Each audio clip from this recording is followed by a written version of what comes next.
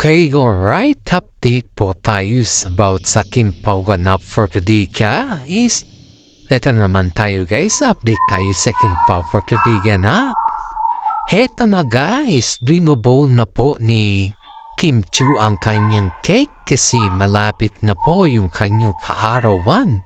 At ngayon na po yung kanyang kaarawan guys ayan po ay sinelebrate po nila Kim Chiu kasama ang kanyang mga kamag-anak sa hotel. Ayan po ay kinantahan po siya dito na kusan ay kitang-kita dito sa video na talagang kita mo yung pagkanta kay Kim Chiu dito guys. Aba, si Paolo Avellino po ay hinanap na naman dito na eksena. Maraming nagsasabi na bakit daw hindi lumalantad si Paolo sa eksena guys. Siyempre naman, kahit naman siguro si yung kung sino yung partner mo ay hahanapin mo talaga si Paolo dyan. Haba, sarap sa pakiramdam na kasama mo yung mahal mo sa buhay habang ikaw ay nisa-celebrate ninyong kaarawan. Sa ngayon po guys ay nasa tamang edad na po si Kim Chiu at pwede na po siyang makapag-desisyon kung ano yung kanyang desisyon at ang isang hiling lang po ng kanyang Ate Lakam ay sana makatatpo siya ng lucky charm niya at sana may forever na sila ni Paolo Avellino. Tuwang-tuwa naman po si Ate Lakam nung sinabi sa kanya ni Kimi na nagmamadali ka naman, parang ikaw na yung nag-wish sa atin. Parang katun ba? Aba, sobrang kilig naman yung mga fantanatics sa mga Kim Pao dyan dahil ang wish naman ni Kimi, prinsesa natin, hey, patungkol sa kanila ni Paolo Avellino. Aba, napakaswerte. Haba, napakaswerte talaga guys kung tutusin natin ito pa si Ate Lakam talagang sinurprise siya. Sinurprise nila si Kimi kasama si Paolo sa plano para lang sa ganun ay makita nila or maihambing nila si Kimi ng yung bang baging masaya si Kimi sa kanyang karawan. Dahil alam naman po natin guys na sa kabila ng lahat ng mga nangyayari sa ngayon, ay nakikita naman natin si Kimi na sobrang husay. Ang dami niya pong mga eksena or ang dami niya pong mga moving na patunayan. Pero yung paghahanap ng Mr. Right niya, muntik niya na daw nakalimutan. Yan po yung ayon kay Ate Lakam guys na hindi po natin gawa-gawa yan Jace Baka sasabihin na naman mamaya, totoo ba to vlogger yung mga pinagsasabi mo? Bakit kakaiba yung mga news mo? Which is talagang kakaiba yung content natin madam. Dahil ayaw kong i-content yung mga nakikita na natin kasi halos lahat kasi yan is alam na natin Pero yung sa atin kasi unique kasi ito Naghahanap tayo yung mga bad sides at good side nila sa loob ng showbiz kasi hindi naman talaga nilalabas. May mga legit na sources lang tayo na pinagtatanungan about kung ano na yung nangyayari sa loob ng showbiz. Kasi guys, alam nyo konting kaalaman lang po sa mga nagtatanong kung bakit kakaiba yung ating vlog. Number one is gusto kong may unique ang content natin. Kaya ang content natin po ay kinukuha natin sa loob ng showbiz.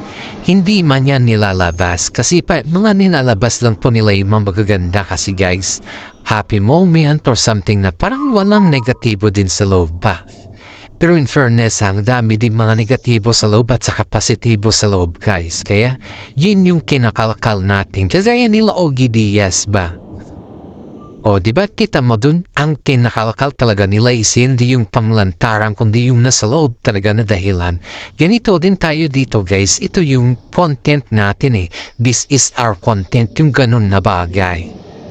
Kaya sa mga yung nagtatanong, bakit iba ang title mo sa content mo? I-connect mo yung title ko sa content mo sa main target guys. Iyon po, hindi yung halimbawa po yung content kasi na may namasyal si Kim Chiu sa ganito. Ayun na yung namasyal si Kim Chiu. Hindi po ang saging kasi issue analysis mo. bilang ikaw ay nakikinig at nanonood sa ating content. Yan po yung explanation ko sa mga palaging nagtatanong na makaiba daw yung content po sa title ko. Guys yung analysis mo na yun guys. Kasi ang gumawa naman ng title guys is yung analysis Diba? Kaya yung sa mga hindi po masyadong nakarelate, paki-like naman, paki-share at paki-hit naman yung notification bell natin guys para lahat naman po tayo updated. At sa mga fans po naman dyan na yung bang palagi sumusuporta sa akin ay isang malaking tulong na po yan para sa akin guys. Maraming salamat po dyan. Tinatanaw ko po yan na utang na loob sa inyo at please wag naman po kayong i-skip yung ating mga ads. Panoorin po natin yan kasi dagdag earnings po natin yan para makatulong din po tayo sa mga taong naghahanap ng tulong guys. Okay, alright, balik po tayo sa topic natin na Kim Pao. Si Kim Chiu po ay kinantahan ng Chinese na happy birthday na kung saan ay kasama niya yung kanyang mga mahal sa buhay. Haba si Paolo dito, mailap talaga siya sa camera kaya hindi siya masyadong nakikita sa camera guys, kaya tignan mo, hinahanap siya tuloy. Maraming netizen po ang nagtatanong kay Paolo Avellino bakit nagtatago daw siya sa camera guys. Sabi naman ng karamihan masanay na kayo kasi ganyan naman talaga yan yung eksena niya ba na hindi mo maintindihan, may ito talaga si Paolo kakaiba. Ay, alam nyo guys, itong si Paolo Avellino guys is minana daw niya yung ugali ng kanyang father ayon dito sa ating legit na sources. Kasi yung kanyang mami daw naman is mailap din naman sa camera yun, pero sumasagot daw yun. Sumasagot daw siya sa mga interview ay oo nga naman. That is very true guys kasi one time na sorry guys, may ubo kasi ako. One time kasi guys is na-interview namin din yun Kaso nga lang sabi namin sa kanya, oh madam, if you mind, can we take an interview for you? Is it okay for you? Yes, sabi naman niya. Ngayon, pero no pagkatapos ng pag-interview namin sa kanya, sinabihan kami na wag nang i-post. Kasi daw, baka mag-viral daw siya. Halos naman daw lahat yung mga pamilya ni Paolo Avellino pag may mga interview na ganun na bagay yung patungkol sa Kim Pao. Pag na-interview yung yung part ng family ni Paolo is nagva-viral. Takot naman si mami na maging viral ba? Baka kasi mas mag-viral daw siya compared sa Kim Pao. Kaya natawa na lang kami guys. Sobrang tawa na lang namin. So alam mo pa, nakakatawa yung mami ni Paolo kasi that time guys alam mo hindi siya yung mami na yung bang pa-social effect, wala. Hindi guys, hindi siya yung kagaya na may iba na yung bang mamang tawag mo sa kanya or yung bang nakikitaan mo siya na yung bang mga expensive things, ganun. Hindi guys, parang yung ba alam mo yung fans lang siya na nakaupo lang manonood sa paborito niyang artista. Ganun lang yung itsura ng mami ni Paolo Avellino guys. Napakasimple at napaka-humble din. Yun nga, tawang-tawa nga kami nung na-interview namin siya. May video ako guys pero hindi ko kasi ito ilalabas guys. Kasi nakiusap naman talaga si mami na wag nang ilabas. Siyempre naman, sa tayo sa mga nire-respeto natin yung decision ng may video kaya hindi na po natin ito nilalabas kundi sinasabi na lang natin to sa vlog. You know guys, ang sabi niya tawag niya daw kay Kim Chiu is anak na. Anak! Yun daw yung tawag niya kay Kim Chiu. Tawag naman ni Kim Chiu kay mami ni Pao is mami na mami. Kasi ayaw daw niya tawagin siya ng tita or mom. Sabi sa kanya, mami na lang itawag mo sa akin. Kaya ganun guys, ganun siya katindi na mag-handle ng relasyon. In fairness ito pa yung inamin niya na sa dami-dami daw nung naging parang ex ni Paolo Avellino, no? Dalawa lang ata daw yung pinunta niya dun sa Baguio sa bahay nila si LG Reyes. Normally meron kasi sila anak at saka si Kimi. Pero si LG daw guys is hindi daw masyado, baga parang 3 times lang ata. Apat lang daw. Parang 2 to 3 times yun yung sabi niya. Pero kay Kimi guys is pag in-invite si Kimi, pumunta si Kimi dun, hindi na daw niya mabilang. Pero sa mga time din daw na yung invited si Kimi at saka hindi daw nakakadalo si Kimi, busy daw si Kimi dun pero pumupunta pa rin kinaumagahan pag may oras. O diba, ang saya-saya buong pamilya ay sumasama sa kasiyahan ni Paolo Avellino at saka si Kimi. Kita naman natin dito guys yung tinatawag natin na kagandahan ba. Kumbaga is yung respeto ni Kimi sa kanila, di ba? As we can see naman guys is pag may respeto ka kasi sa kapwa mo or sa kagaya mo tao ay diyan mo rin talaga makikita yung tinatawag natin na happiness. Kaya si Mami po guys ay sobrang happy niya kapag nakikita daw niya sila Paolo Avellino at saka si Kim Chiu na nagsushooting aba. Feeling fantanatics din siya guys at puwang-puwa, kinikilig pa rin. Alam mo yung kilig niya na hindi yung abot hanggang langit yung kilig niya. Oh my God, sabi nga namin, akala lang namin yung mga fans lang talaga yung kinikilig sa Timpaw, pati pala yung mami nila. Kaya nga po saludo tayo sa mga senior citizen dyan guys. Kaya nga ang vlog ko guys is sa mga senior citizen na kagaya ng nanay ko na paborito ang Kimpaw. Iyan po guys, panoorin po natin ang Kimpaw at makinig din po kayo sa ating mga vlog dahil ito po ay para talaga sa inyo sa mga senior citizen guys. Kaya nga po sabi ko nga sa nanay ko, hindi alam ng nanay ko na ako ay vlogger na ng Kimpaw. Ina-update ka lang po sa kung ano yung nangyayari. Ito pa guys, itong si Mami ni Paolo guys ay nadudulas talaga, parehas po sila ni Paolo ng laging nadudulas sa mga interview at sa lahat ng bagay.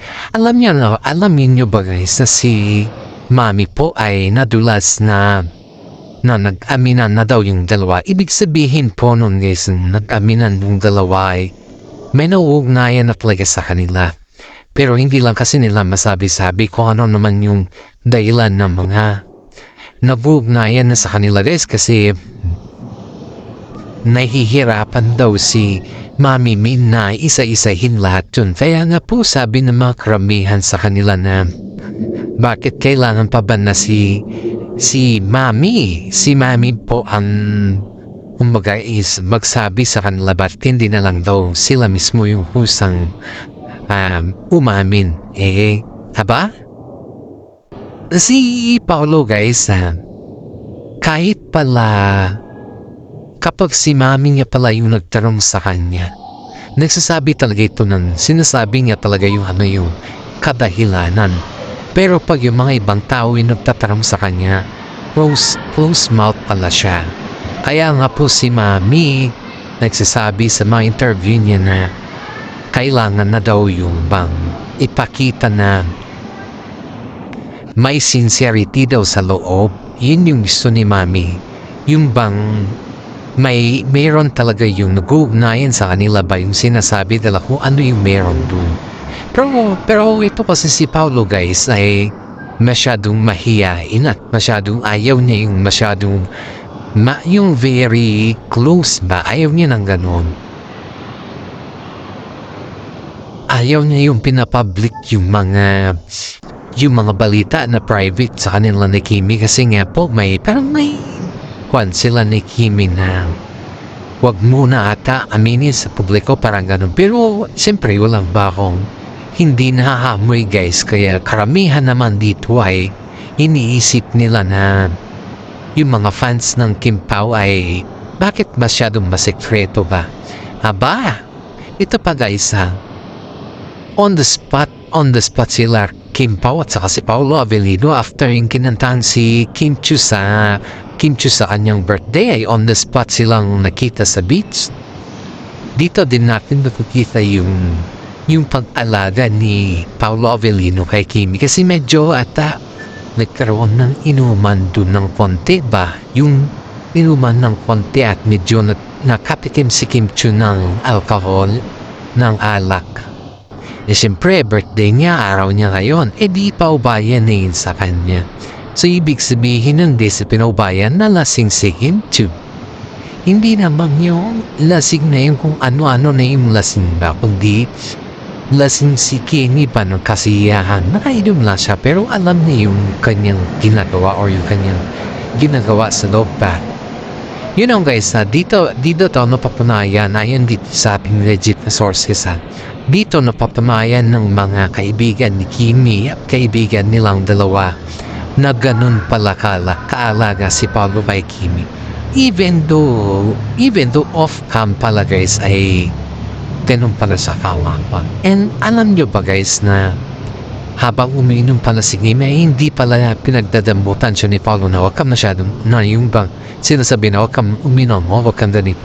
Kasi nga birthday niya yun guys.